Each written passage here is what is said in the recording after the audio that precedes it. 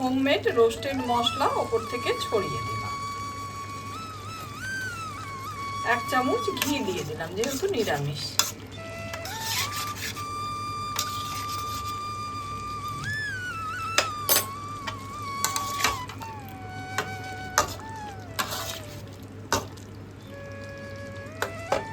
যেহেতু ঘি দিয়েছি তাই আমি আবার ঢাকা দিয়ে দিলাম। বন্ধুরা, আপনারা সবাই কেমন আছেন? আজকে আমি একটা নতুন রেসিপি নিয়ে চলে এসেছি, পনির পটলের ডালনা। সঙ্গে থাকুন দেখার জন্য। কড়াইতে সর্ষের তেল ঢেলে নিলাম। তেলটা এদিকে আমাদের গরম হয়ে গেছে। এবার আমি ডুমো করে কেটে রাখা পটলগুলোকে প্রথমে দেবো।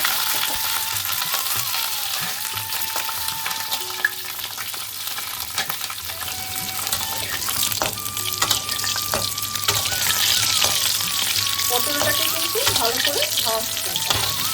এদিকে পটলটা কিন্তু খুব ভালো করে ভাজা হয়ে গেছে। এবার আমি পটলটাকে তুলে দিই।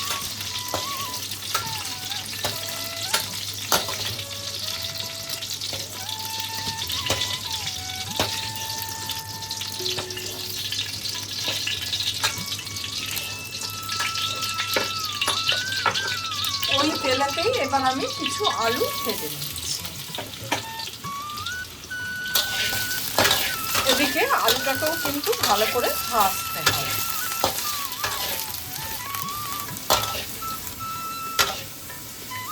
এদিকে আলুটা আমার খুব ভালো করে ভাজা হয়ে গেছে। এবার আলুটাকেও আমরা তুলে নিচ্ছি।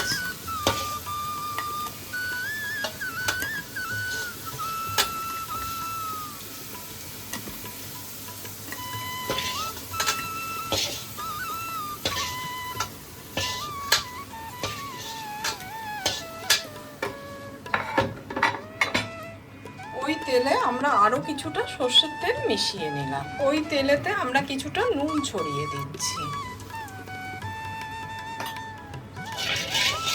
নুনটা ছড়িয়ে দিলাম এই জন্যে যে আমরা এবার পনিরটাকে ভাজবো যাতে জড়িয়ে না যায়। আগে থেকে কেটে রাখা ডুমো করা পনিরটা এবার তুলে দিলাম।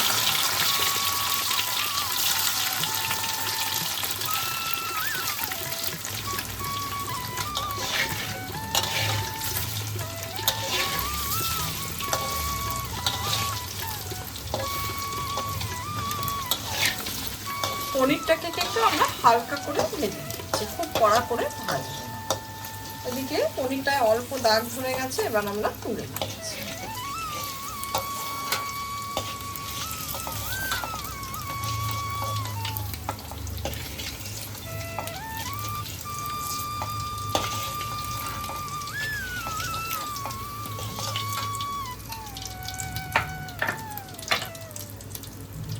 একটা বাটিতে 1 গ্লাস জল দিয়ে দিলাম।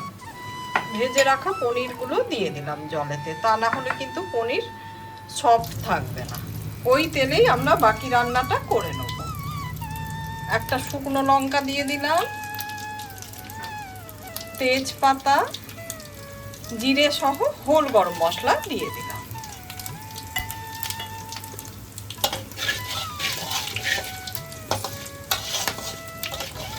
এদিকে ফোড়নটা আমাদের হয়ে গেছে।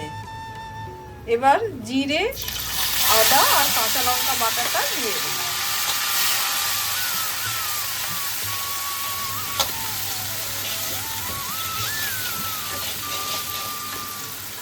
এবার হলুদ আর লঙ্কার গুঁড়ো দিয়ে দিলাম।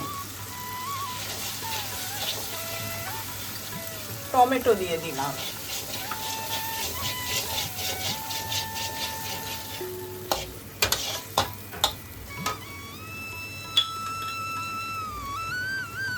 স্বাদ মতো নুন দিয়ে দিলাম।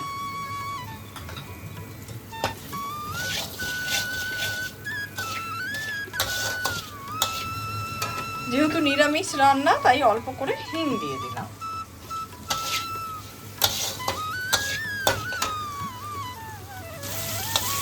এদিকে মশলাটা কিন্তু খুব ভালোভাবে কষানো হয়ে গেছে। টমেটোটা এদিকে মজে গেছে। এবার আমি ভেজে রাখা আলুটা দিয়ে দিই।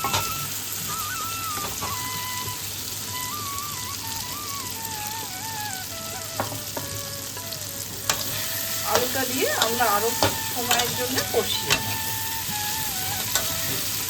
এদিকে আলু সহ মশলাটা কিন্তু খুব ভালোভাবে কষানো হয়ে গেছে। এবার আমি 1 গ্লাস জল দিয়ে দিলাম।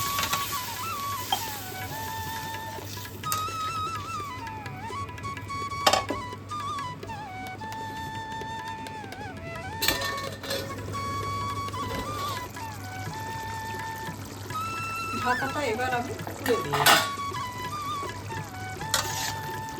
এদিকে আলুটাও কিন্তু আধা সেদ্ধ হয়ে গেছে। এবার আমি ভেজে রাখা পটলগুলো মিলিয়ে দিচ্ছি।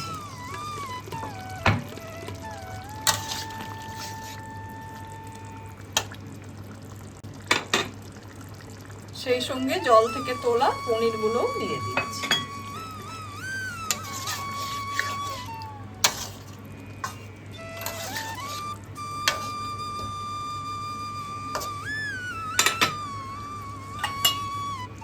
আবার আমি ঢাকা দিয়ে দিচ্ছি। আবার আমি ঢাকাটা খুলে দিচ্ছি। হালকা হাতে ওপর নিচে করে দিচ্ছি। যেহেতু পনির আছে তাই খুব জোরে জোরে কিন্তু কখনোই খুন্তি চালাবেন না, তাতে কিন্তু অনেক সময় পনির ভেঙে যেতে পারে। যেহেতু নিরামিষ রান্না তাই স্বাদ মতো চিনি দিয়ে দিলাম।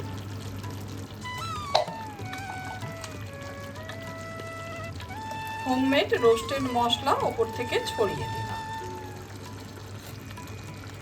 1 চামচ ঘি দিয়ে দিলাম, যেহেতু নিরামিষ।